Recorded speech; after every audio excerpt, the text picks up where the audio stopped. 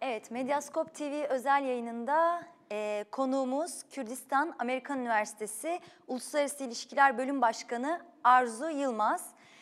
Arzu Yılmaz'la Astana'da Suriyeli Kürtlere özellik teklifi iddiasını konuşacağız. Arzu Hanım hoş geldiniz. Merhabalar, hoş bulduk. İsterseniz şöyle başlayalım Arzu Hanım. Rus haber ajansı Interfax'ın iddiasıyla başlayalım. Astana'da Rusya'nın Suriyeli muhaliflere 27 maddelik bir taslak metin sunduğu ve bu metinde de Suriyeli Kürtlere bir otonomi verildiği iddiası var. Böyle başlayalım. Ne söylemek istersiniz? Yani bir kere bu öncelikle şunu söylemek yerinde olur. Astana sürecinden sürece katılanların mutabık kaldığı bir sonuç metni çıkmadı. Bunu kaydetmek gerekir. Ama sonuç metni çıkmadığı halde bugün işte basına da yansıdığı üzere bir taslak metin üzerinde tartışıldığı görülüyor. Şimdi bu taslak metnin içerisinde Rusya inisiyatifinde gelişen Astana sürecinde Kürtlere bir özellik sürpriz midir? Bana göre değil. Çünkü geçtiğimiz yılın Eylül ayından beri çok iyi biliyoruz ki Rusya rejim güçleri ve PYD'nin çoğunluğunu oluşturduğu Suriye Demokratik Güçleri arasında bir takım müzakereler yürütüyordu. Ve bu müzakerelerin zaten çerçevesini de Suriye için yapılacak yeni bir anayasada Kürtlere özellik ya da genel anlamda Suriye'nin yeniden bir federal sistem olarak yapılandırılması tartışılıyordu. Bu tartışmalar somut olarak neye ulaştı? Astana'ya kadar ya da bu taslak metin iddiasına kadar somut bir gelişme öğrenme imkanımız olmamıştı. Sadece Haseki ölçeğinde bir mutabakat sağlandığını ama daha geniş anlamda Suriye ölçeğinde ne olup biteceğini bilmiyorduk. Bu haliyle özetle söylenebilecek olan PYD Astana'ya davet edilmedi ama PYD ile varılan mutabakat Astana'ya yansıdı diyebiliriz. Eğer bu gerçekten bir Astana sürecinin sonucu olarak konsolide olacak olursa, resmi olarak ilan edilirse. Peki burada İran ve Türkiye'nin tavrı aslında merak konusu. Türkiye böyle bir şeye onay vermiş olabilir mi gerçekten? Şimdi burada şöyle bir durum var.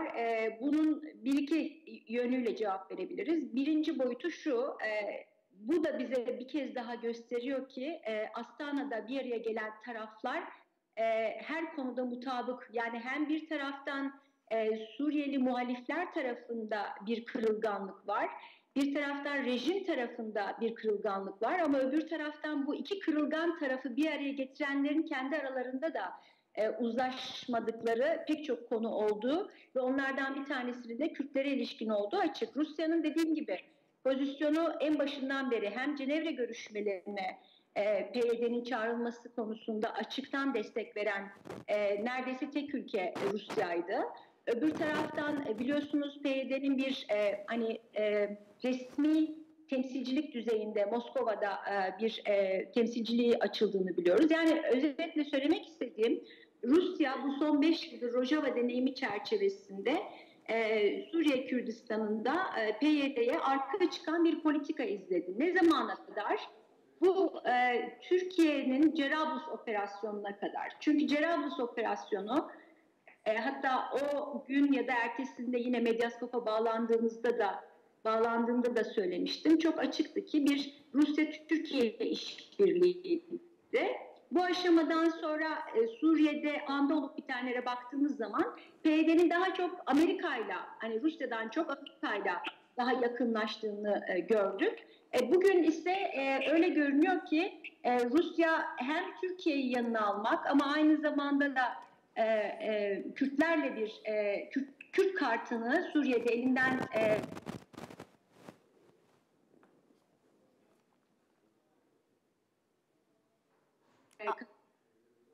gerekir. Bugün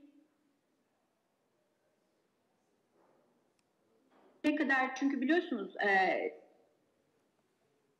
ve burada ilan edilmemesinin en önemli nedeninin de Türkiye'nin karşı çıkması değil. Çünkü o sürece kadar, geçen yıl Ağustos'a kadar Türkiye Suriye oyunundan büyük ölçüde dışlanmıştı. Asıl faktör İran'dı.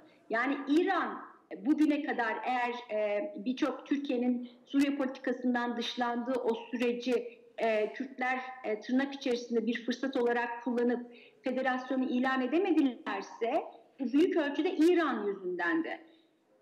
Dolayısıyla da ne İran'ın ne Türkiye'nin buna razı gelmeyeceğini öngörmek şey olmaz. Yani öngörebiliriz tabii ki ama şöyle bir şey var. Bir de hayatın kendini dayattığı bazı gerçekler var. Yani işte biliyorsunuz bugün Trump yönetimi de bir güvenli bölge şeyinden bahsetti. İhtimalinden değil, planlamasından bahsetti. Bu bize neyi gösteriyor? Çünkü güvenli bölge dediğimiz zaman Türkiye bu işin hani en başından beri savunucusu ola geldi. Ama bugün Amerika'nın bir güvenlik bölge planlaması Suriye'de Kürtleri dışlayacak bir planlama gibi görülmüyor. Bilakis Türkiye'yi ve YPG'yi ya da Suriye demokratik güçlerini bir araya getirmek üzere bir planlama yapılacağını öğreniyoruz, duyuyoruz. Hatta 5000 kadar bir Amerikan gücüyle, kara gücüyle bu güvenli bölgenin oluşturulacağı söyleniyor. Buradan ne çıkıyor? Nihayetinde Türkiye ve İran bir federal Kuzey Suriye veya federal bir yapıya, Kürtlerin avantajına bir federal yapıya karşı olsalar da, örneğin Türkiye üzerinden konuşacak olursak, Türkiye Rusya ile de hareket etse, Amerika ile de hareket etse, Kürtleri bir şekilde bir optimum bir noktada Kürtlerin kazanımlarını tanımak zorunda. Bunu yaparken de işte ne yapmaya çalışıyor? Bir taraftan bu süreci elinden geldiğince, hani bu kaçınılmaz, en son tahlilde bu kabul etmek zorunda kalacağı bir şey. İster Rusya hareket etsin, ister Amerika'yla. Ama bu süreçte ne yapıyor? Bu kaçınılmaz sona yaklaşırken elinden geldiğince askeri olarak muhtemel bir otonom bölgede Türkiye'nin varlığını maksimize edebileceği yollara, arayışlara giriyor.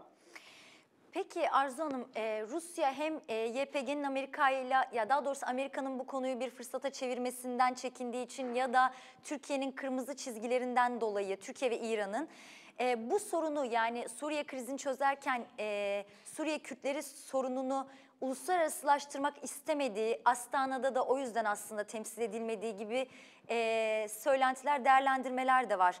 Sorunu aslında içeride daha sonra çözeriz.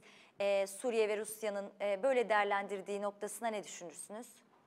Şimdi bir kere ilk önce şunu söyleyeyim. Yani şu 5 yıl bize gösterdi ki ne Amerika'sı, ne Rusya'sı, ne Türkiye'si, ne İran'ı, ne Kürtleri, ne Türkleri, ne Acemi fark etmez.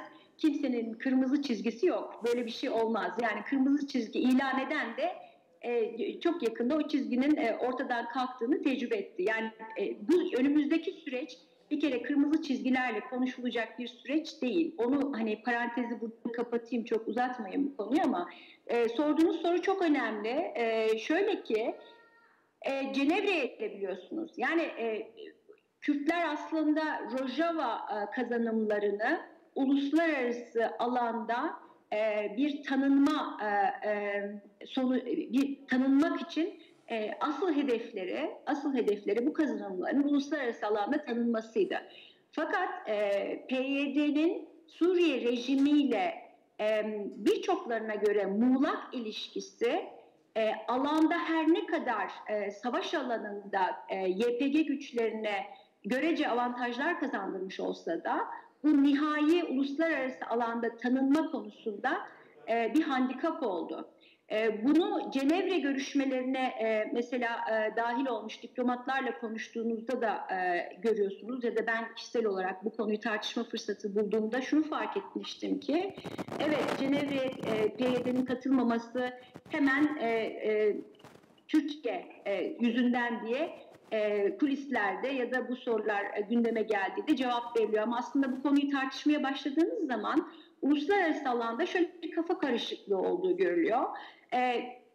Biz sonuçta Cenevre toplantısı olsun, Astana olsun, özünde rejimi ve muhalifleri bir araya getirmek asıl amaç. Ama bu çerçevede PYD'yi acaba rejimle birlikte mi yoksa muhaliflerle birlikte mi Bu anlamda bir muğlaklık var ve işin açıkçası bu muğlaklık da bugüne kadar uluslararası alanda, tekrar ediyorum, savaş alanında görece avantajına çalışmış olsa da Kürtlerin uluslararası alanda bir dezavantaj oluşturdu. Ve hiç şüphesiz bu muğlaklığı aslında hem Rusya hem Amerika'da çok akıllıca kullandılar. Ve dediğim gibi işte bugün mesela Astana sürecinde çağırmadılar PYD'yi ama PYD ile müzakereleri bir şekilde eğer doğrulanacak olursa yansıtmak gibi bir içeriden, hani bir ikinci yol ya da arka yol diplomasisi üzerinden yansıtacaklarını öngörmek mümkün.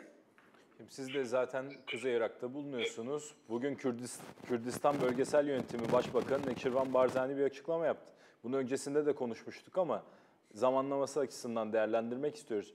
Biz Kobani'den nasıl zamanda çekildiysek tehlike bittiğinde Şengal'den PKK çekilmeli dedi. Bunu nasıl okumak lazım bütün bu gelişmelerle birlikte? Şimdi bugünkü yapılan açıklamayla ilgili şöyle bir notu hemen düşmek isterim. İşte bundan yaklaşık 1,5 ay önce Neçirvan Barzani'nin aynı konuya ilişkin verdiği röportaj ve açıklamalardan daha yumuşak ifadeler, yani bugün en azından haberi okuduğumda ilk dikkatimi çeken o oldu. Daha yumuşak ifadeler vardı. Bu çerçevede %100 bu gelişmelerle ilişkili bir açıklama diye okumak lazım. Çünkü biraz önce söylediğim gibi Türkiye eninde sonunda ister Amerika ile ister Rusya ile birlikte hareket etsin, Suriye Kürdistan'ındaki Kürt varlığını kabullenmek zorunda olacağını biliyor. Ama bu kabulleneceği güne kadar da o alanlardaki askeri varlığını, yani o siyasi oluşumu askeri olarak çember altına alabileceği her türlü girişimi yapıyor. İşte Cerablus operasyonu bunun Rojava ya da Kuzey Suriye Federasyonu yeni benimsedikleri biçimiyle Batı tarafını bir çembere alma girişimiydi. Şengal ise o zaman sizinle konuştuğumuzda da söylemiştim. İşte bu Yıldırım'ın Bağdat gezisi çerçevesinde asıl mesele Şengal operasyonu, Şengal ve Kandil operasyonu diye. Ve nihayetinde Şengal'de Rojava ya da Kuzey Suriye Federasyonu'nu doğudan askeri olarak kıskaca alma. Yani PKK bahanesiyle girmek, Şengal'e, Irak Kürdistan'ın daha derinliklerine, Şengal'e kadar girmek ve böyle bir askeri çember altına alma girişimi. Tabii burada Irak Kürdistan'ın siyaseten, tekrar ediyorum, geçen görüşmemizde de söylemiştim, siyaseten işine geliyor ama askeri olarak böyle bir şey Irak Kürdistan'ının da işine gelmez. Dolayısıyla da bunun önünü alabilecek tek çözüm de şu aşamada PKK güçlerinin Şengal'den çekilmesi gibi görünüyor. Ama buna tabii ki İran'ı da beraberinde düşünmek lazım. İran buna ne kadar yanaşacak? Yani Türkiye'nin Şengal'e girme ihtimaline nasıl yanıt verecek? İşte o konuda da dediğim gibi, yani tıpkı Astana'da nasıl masanın etrafına da bir araya gelen her bir partnerin, her bir aktörün daha doğrusu birbiriyle farklı ölçeklerde sorunları varsa bunun bir başka yansıması da Şengal ölçeğinde. Mesela bugünlerde şunu biliyoruz,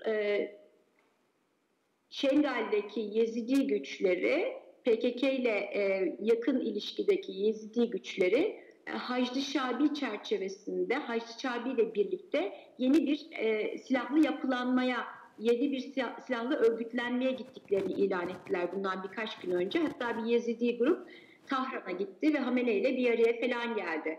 Dolayısıyla da söylemek istediğim, Neçirvan Barzani'nin yaptığı açıklama, bundan işte sanıyorum 15 gün önce ya da bir ay önce, şimdi tam hatırlayamayacağım, yaptığımız konuşmanın, röportajın çerçevesinde hala değerlendirebiliriz.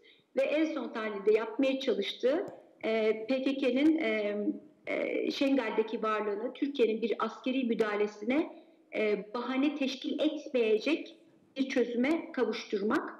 Bu çerçevede bir açıklama olarak okumak sanırım doğru olur. Çok teşekkür ederiz yayınımıza katıldığınız Çok için. teşekkürler Arzu Hanım. Rica ederim. Arzu Yılmaz'la Astana'da Suriyeli Kürtlere özellik teklifi iddiasını konuştuk. Bizi izlediğiniz için teşekkürler. İyi günler.